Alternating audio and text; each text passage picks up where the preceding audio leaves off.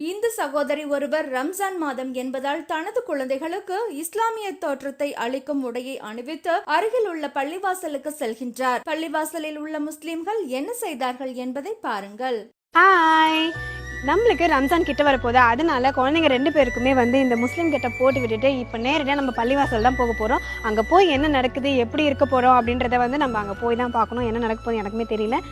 நம்மளால் முடிஞ்ச உதவியும் ஏதாவது பண்ணலாம் அப்படின்னு நாங்கள் முடிவு பண்ணியிருக்கோம். சரி வாங்க, குழந்தைங்க மூலமாக பண்ணணும்னு அது எங்களுக்கு ரொம்ப நாள் ஆசை. அதை நம்ம இன்றைக்கி பண்ண போகிறோம். வாங்க போகலாமா?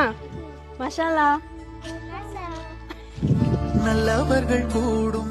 பிறகு அந்த பெண் 2 குழந்தைகளையும் அழைத்துக் கொண்டு பள்ளிவாசலுக்குள் நுழைகின்றார். இந்து சகோதரி பள்ளிவாசலுக்குள் தனது குழந்தைகளுடன் வருவதை பார்த்த பள்ளிவாசலில் இருந்த முஸ்லிம்கள் அவர்களை இன்முகத்துடன் வரவேற்கின்றனர். நோன்பு வைக்கும் இஸ்லாமியர்களுக்கு தினந்தோறும் வழங்கப்படும் நோன்பு கஞ்சி தயாரிப்பதற்காக அந்த இந்து சகோதரி தனது குழந்தைகள் மூலம் பள்ளிவாசலுக்கு நன்கொடை அளிக்கின்றார். அதை மன மகிழ்ச்சியுடன் பெற்றுக்கொண்ட இஸ்லாமியர்கள் அந்த இந்து சகோதரி மற்றும் குழந்தைகளுக்கு நோன்பு கஞ்சி வழங்கி அவர்களை உபசரிக்கின்றனர். மகிழ்ச்சியோடு அதை வாங்கி அவர்கள் உண்கின்றனர். ஒருபுறம் இந்து சகோதரர்கள் வெயிலில் செருப்பில்லாமல் வருகின்றார்களே என அக்கறையோடு தண்ணீர் ஊற்றி அவரின் பாதங்களை குளுமைப்படுத்துகின்றார்கள் இஸ்லாமியர்கள். மறுபுறம் இஸ்லாமியர்கள் பசித்திருந்து நோன்பு வைக்கின்றார்களே என அவர்களுக்கு ஓடி வந்து உதவி செய்கின்றார் ஒரு இந்து சகோதரி. இப்படிப்பட்ட பாச பிணைப்பை தமிழ்நாட்டில் மட்டுமே காண முடியும். வெறுப்பு பிரச்சாரங்கள் எந்த ரூபத்தில் வந்தாலும் நம் தமிழக மக்களின் இந்த ஒற்றுமையை அசைத்து பார்க்க முடியாது என்பதையே இந்த சம்பவங்கள் நமக்கு உணர்த்துகின்றது. இந்த தாய் எப்படி இந்த குழந்தைகளை சிறு வயதிலேயே இப்படி வளர்த்தெடுக்கின்றாரோ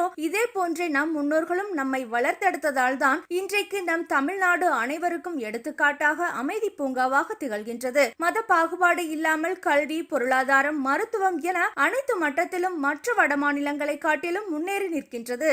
சோசியல் ட்ரெண்ட் பாருங்க, என்ஜாய் பண்ணுங்க, லைக் பண்ணுங்க, கமெண்ட் பண்ணுங்க, ஷேர் பண்ணுங்க. தேங்க்யூ.